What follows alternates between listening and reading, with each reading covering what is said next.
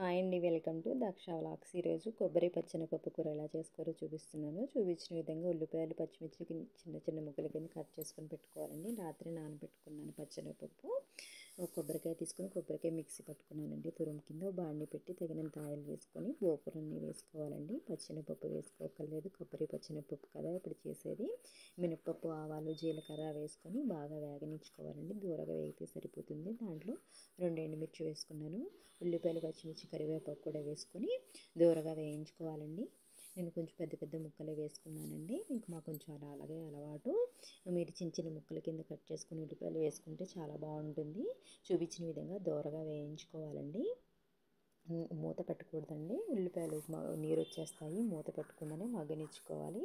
రాత్రి నానబెట్టుకున్న పచ్చెనపప్పు ఉంది కదండి, చిన్న గ్లాస్ పచ్చెనపప్పు తీసుకున్నాను.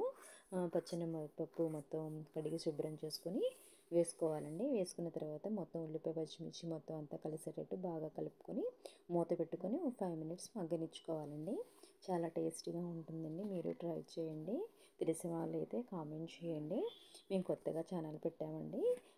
మా ఛానల్ చూసి సబ్స్క్రైబ్ చేయండి. ఇలా మగ్గిన తర్వాత ఇంకొకసారి కలుపుకోవాలండి.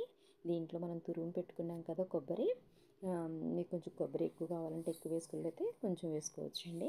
తురుము పెట్టుకున్న కొబ్బరి కూడా వేసుకొని బాగా కలుపుకోవాలండి. పచ్చెనపప్పు, ఉల్లిపాయలు మొత్తం కలిసేటట్టు కొబ్బరికి పట్టేటట్టు బాగా కలుపుకోవాలి.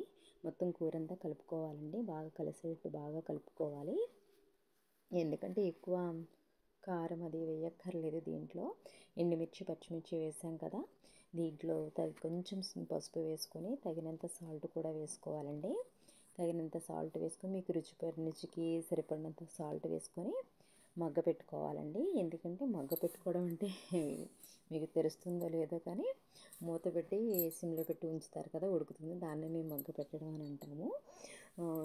సరిపడినంత కారం వేసుకొని మగ్గ పెట్టుకోవాలండి. సరిపడినంత కారం వేసుకొని మొత్తం కూర అంతా కలిసేటట్టు బాగా కలుపుకోవాలండి. మొత్తం అంతా కారం కూరకంతా పట్టేటట్టు బాగా కలుపుకోవాలి. ఇలా కలుపుతూ ఉంటే ఏంటంటే కూర పసుపు, ఉప్పు, కారం అనేది కూరకి బాగా పడుతుంది. చాలా టేస్టీగా ఉంటుందండి. ఒకసారి మీరు కూడా ట్రై చేయండి. చపాతీలోకి బాగుంటుంది. మేమైతే ఉత్తిదే కూడా తినేస్తాము. ఎందుకంటే పొడి పొడిలాడుతూ ఉంటుంది కూర. పచ్చెనపప్పు ఉంటుంది కదా, క్రిస్పీగా తగులుతూ ఉంటాయి. చాలా బాగుంటుంది.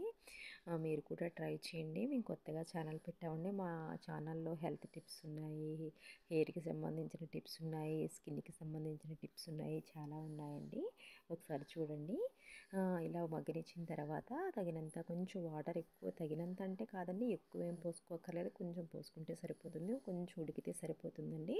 వాటర్ పోసుకొని ఇలా మగ్గ పెట్టుకోవాలి. చూసారండి, వాటర్ అంతా ఇంకిపోయింది కదా, ఇంకొంచెం మగ్గ పెట్టుకుంటే సరిపోతుందండి.